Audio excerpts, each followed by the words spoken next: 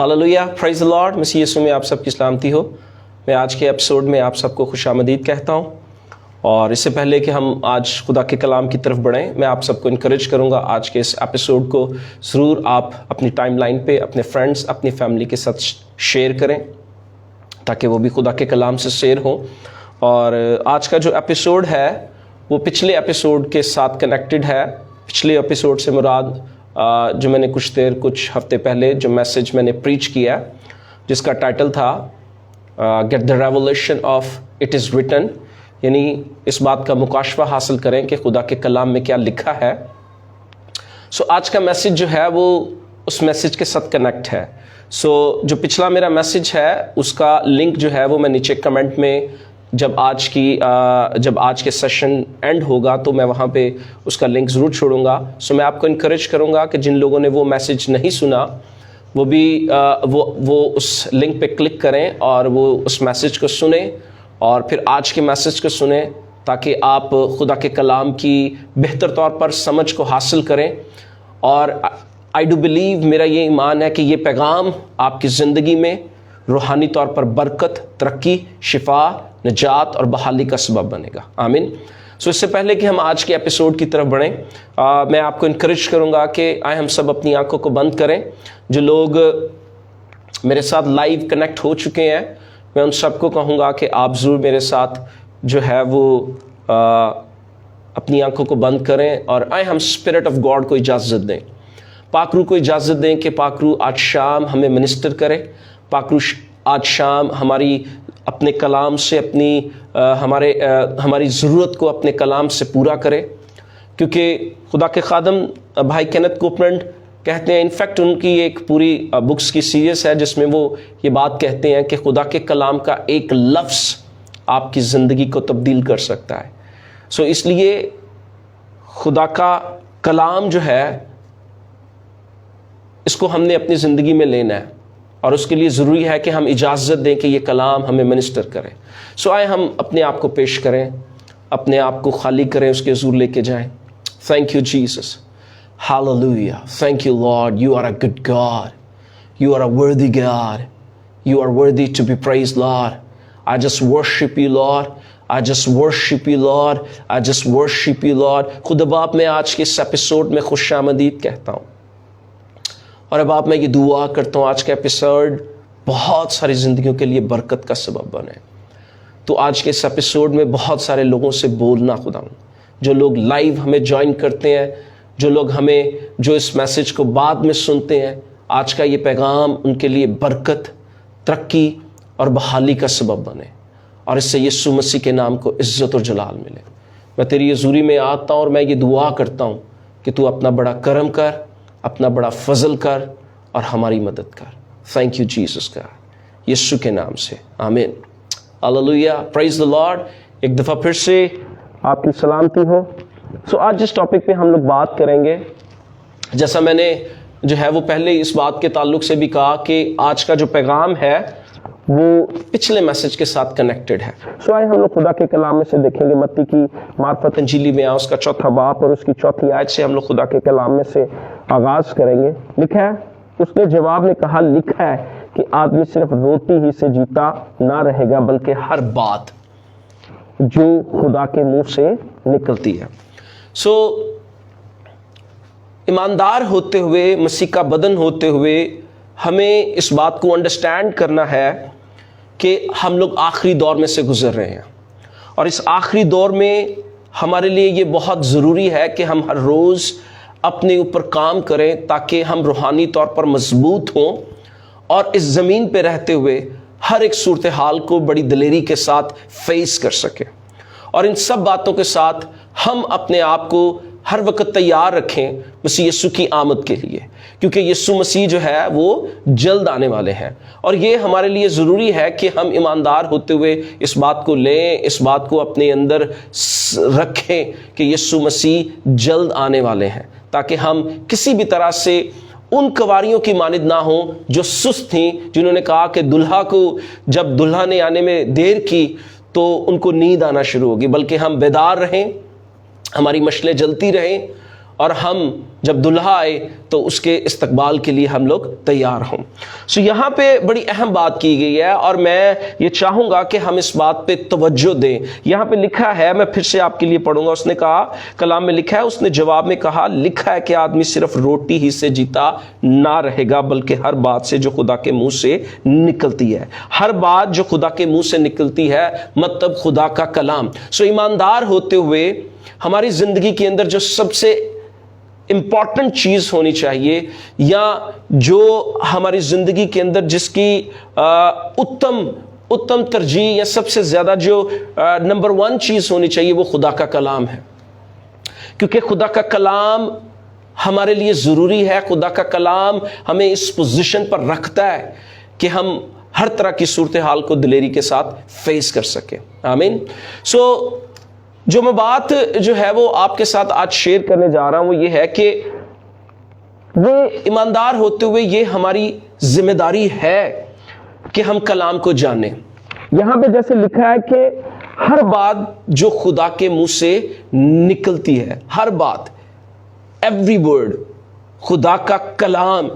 لکھا ہے آدمی صرف روٹی ہی سے جیتا نہ رہے گا بلکہ ہر بات جو خدا کے منہ سے نکلتی ہے. The word of God. So خدا کے کلام کو جاننا یہ ہماری ذمہ داری ہے.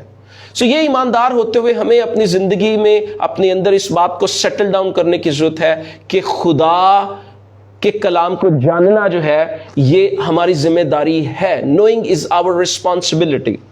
سیکنڈ چیز, انڈرسٹینڈنگ, خدا کے کلام کو سمجھنا. انڈرسٹینڈنگ, سمجھنا, یہ بھی ہماری ذمہ داری ہے. اور جس طرح میں نے پچھلے میسج میں بھی اس بات کو شیئر کیا کہ پالوس جو ہے وہ تیموتھیوس کو یہ کہتا ہے, جو باتیں میں کہتا ہوں اس پر غور کر کیونکہ خداوند تجھے سب باتوں کی سمجھ دے گا. سو جب ہم کلام کو سنیں گے, کلام پر غور کریں گے تو ہمیں کلام کی سمجھ آئے گی. اور نمبر 3, جب ہمیں سمجھ آئے گی تو یہ ہماری ذمہ داری ہے کہ ہم اس سمجھ میں گہرے ہوں. یہ ہماری رسپانسبلٹی ہے. دیکھیں ایماندار ہوتے میں آپ کو انکریج کروں گا, خود بخود چیزیں نہیں ہوتی. یہ ابلیس کا بہت بڑا جھوٹ ہے. ابلیس اس ایریا میں ایمانداروں کو ڈسیو کر رہا ہے کہ خود بخود جو ہے وہ چیزیں ہو جائیں گی. نو, آپ کو کرنی پڑیں گی, آپ کو اپنے حصے کا کام کرنا پڑے گا. سو جو باتیں میں نے آپ تک پہنچائی وہ یہ ہے کہ نوئنگ, جاننا جو ہے وہ ہماری ذمہ داری ہے. کلام کو سمجھنا جو ہے وہ ہماری ذمہ داری ہے. اور کلام کی سمجھ میں گہرے ہونا یہ ہماری ذمہ داری ہے. کیونکہ جب ہم کلام کو جانتے ہوں گے, جب ہم کلام کو سمجھتے ہوں گے, یہ کلام ہماری زندگی کے اندر گہرا ہوگا تو یہ کلام ہماری مدد کرے گا کہ ہم ہر وقت ہوشیار اور بیدار رہیں.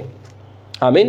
اب یہاں پہ جو ہے وہ آپ کو سمجھنے کی بات ہے. خدا کے کلام میں یہ آپ کو ورڈز ملیں گے, ہوشیار اور بیدار رہنے کی بات کی گئی ہے. یہ خدا کے کلام کے اندر ہمیں جو ہے وہ اناجیل میں ملیں گے اور پھر خطوط کے اندر بھی اس کا ذکر جو ہے وہ ملے گا.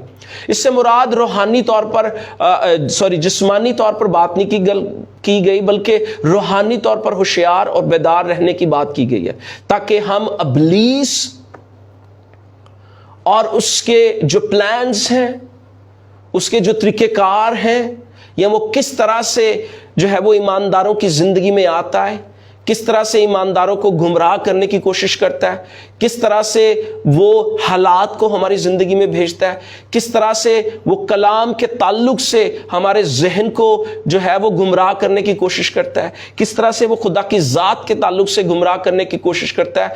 ہم ان سب باتوں کو, ان باتوں سے واقف ہو سکیں اور ہم ان باتوں کو پہچان سکیں. اگر آپ میرے ساتھ تسلنیکیوں کا خط اس کا پہلا باب اور اس کی 5ویں آیت کو پڑھیں تو وہاں پہ لکھا ہے, اس کی 6 آیت پہ لکھا ہے بس اوروں کی طرح سو نہ رہیں بلکہ جاگتے اور ہوشیار رہیں. اور پھر اس کے ساتھ اگر ہم پطرس کے خط کو پڑھتے ہیں تو پطرس کے خط میں جو ہے وہ یوں لکھا ہے, پطرس پہلا باب اور اس کا 5واں باب اور اس کی جو ہے وہ 8ویں آیت لکھا ہے, تم ہوشیار اور بیدار رہو. اگین یہ ہمیں سمجھنا ہے, رہنا ہمارا کام ہے اور خدا کا کلام ہماری مدد کرتا ہے کہ ہم روحانی طور پر ہوشیار اور بیدار رہیں, تاکہ ہم روحانی طور پر ٹھنڈے نہ ہو جائیں, تاکہ ہم روحانی طور پر جو ہے وہ ڈسیو نہ ہو جائیں, نہ ہی ہم روحانی طور پر سستی کاہلی کا شکار ہوں، اور نہ ہی ہم جو ہے وہ دنیا اور دنیا کے کاموں میں محو ہو جائیں۔ یہاں پہ لکھا ہے تم ہوشیار اور بیدار رہو۔ تمہارا مخالف ابلیس گرجنے والے شیر ببر کی طرح ڈھونڈتا پھرتا ہے کہ وہ کس کو پھاڑ کھائے۔ آپ کو انڈرسٹینڈ کرنا ہے، آپ کا ایک دشمن ہے جو ہر وقت آپ کے خلاف کام کر رہا ہے 24 آور، اور وہ اس انتظار میں رہتا ہے کہ اس کو موقع ملے۔ اس لیے بائبل مقدس میں لکھا ہے ابلیس کو موقع نہ دو۔ اور پھر یوحنا کی انجیل اس کے 10 باب اور اس کی 10ویں آیت میں لکھا ہے چور نہیں آتا مگر چرانے، مار ڈالنے اور ہلاک کرنے کو۔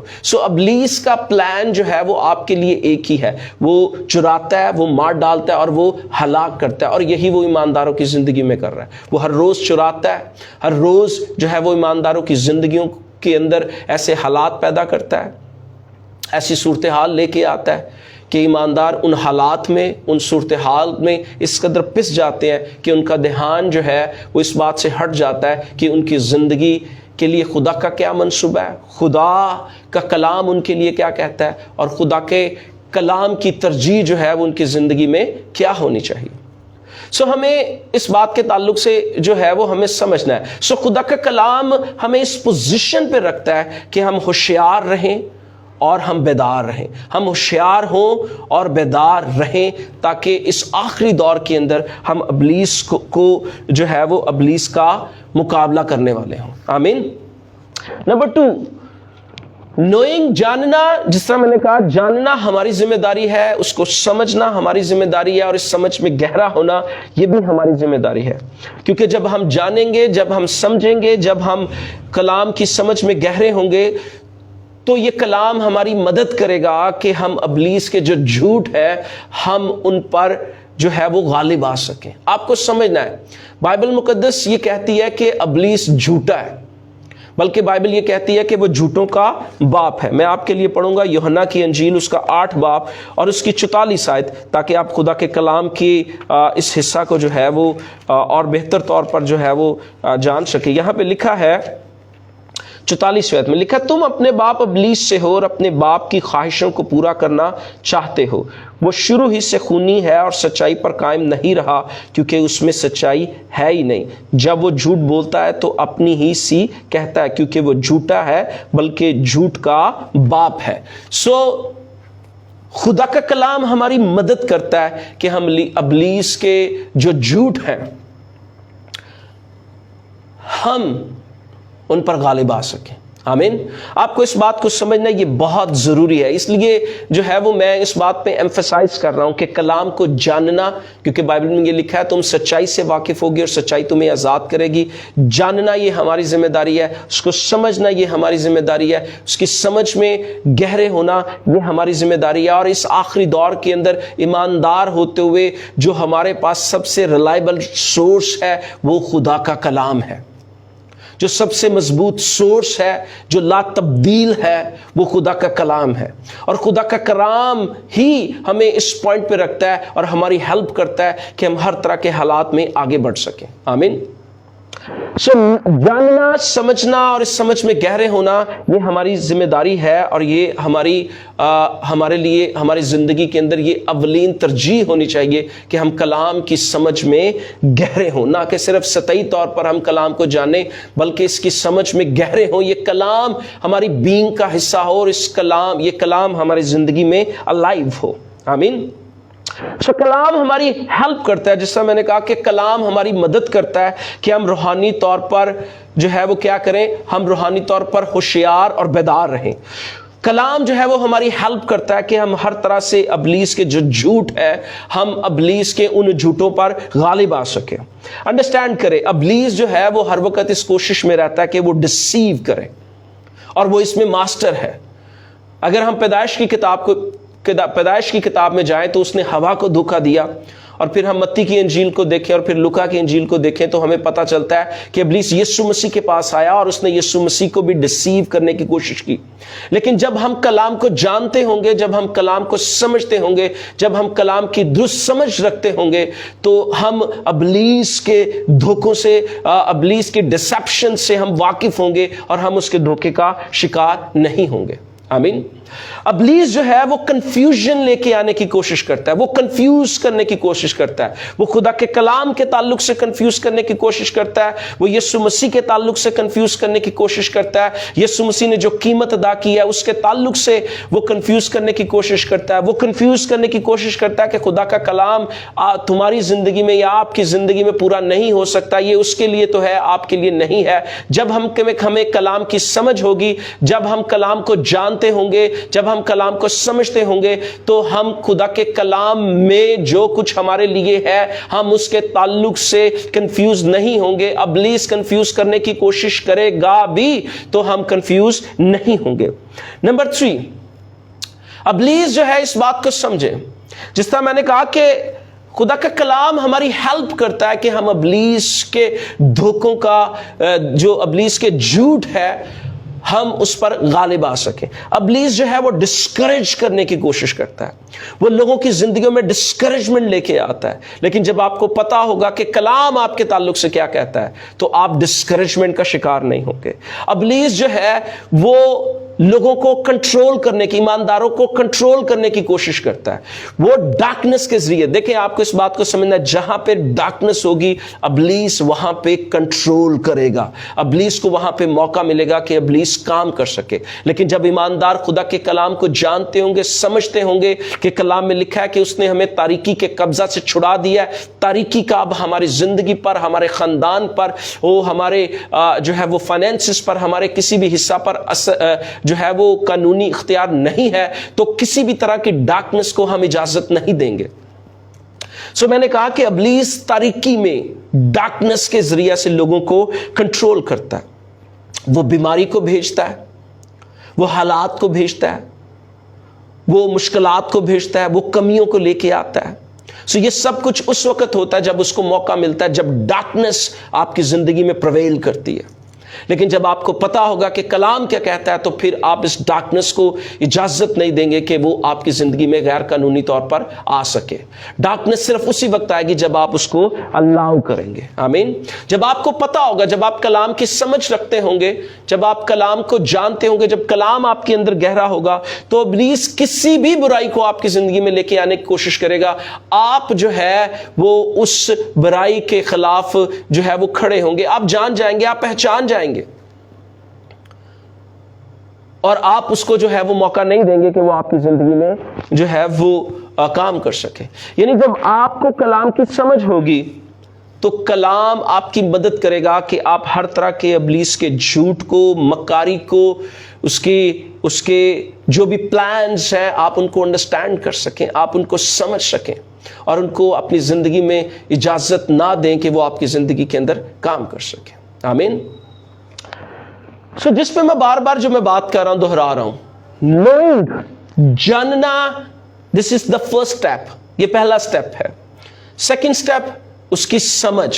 سمجھ اس وقت آئے گی جب ہم اس پر غور کریں گے, اور جو ہے وہ اس سمجھ میں گہرے ہونا یہ ہماری ذمہ داری ہے. آمین. دیکھیں, جب آپ جانیں گے, جب آپ سمجھیں گے, جب اس سمجھ میں آپ گہرے ہوں گے, تو آپ کو اس بات کا پتہ چلے گا کہ بائبل مقدس بیان کرتی ہے there is healing for you, کہ شفا آپ کے لیے موجود ہے. آمین. جب آپ جانتے ہوں گے, جب آپ کلام کو سمجھتے ہوں گے, جب آپ کلام کو جانیں گے, سمجھتے ہوں گے, تو آپ کو یہ پتہ ہوگا there is deliverance for you, کہ کلام یہ بتاتا ہے کہ رہائی آپ کے لیے ہے. کلام یہ بتاتا ہے کہ برکت آپ کے لیے ہے. کلام یہ بتاتا ہے کہ فتح سے بڑھ کے غلبہ آپ کے لیے ہے. کلام یہ بتاتا ہے پیس آپ کے لیے ہے. کلام یہ بتاتا ہے شادمانی جو ہے وہ آپ کے لیے ہے. کلام یہ بتاتا ہے ہر طرح کی وزڈم آپ کے لیے ہے. کلام یہ بتاتا ہے کہ there is a way, آپ کے لیے راہ ہے, وہ راہ جو بائبل مقدس بتاتی ہے, اور وہ کبھی اگر آپ اس راہ پہ جائیں گے تو آپ کو ناکامی کا سامنا نہیں کرنا پڑے گا, کیونکہ سرفرازی خدا کی طرف سے ہے. کلام آپ کو یہ بتاتا ہے, اور کلام آپ کو اس بات کی ایشورنس دیتا ہے کہ یسوع مسیح خداوند ہے, اور جو کوئی خداوند کا نام لے گا وہ نجات پائے گا. آمین. جب آپ کلام سے واقف ہوں گے, جب آپ کلام کو جانتے ہوں گے, جب آپ کو سمجھتے ہوں گے, تو آپ اس بات کو جانتے ہوں گے, یہ بات آپ کے اندر ڈیپ ڈاؤن ہوگی کہ بائبل مقدس یہ کہتی ہے کہ مسیح یسوع میں آپ کو ایک شناخت دی گئی ہے. آمین. اور نہ صرف آپ کو شناخت دی گئی ہے بلکہ آپ مسیح یسوع میں آپ آسمانی شہریت رکھتے ہیں. اب روحانی طور پر آپ کا ایک مقام ہے, روحانی طور پر آپ کو ایک پوزیشن دی گئی ہے.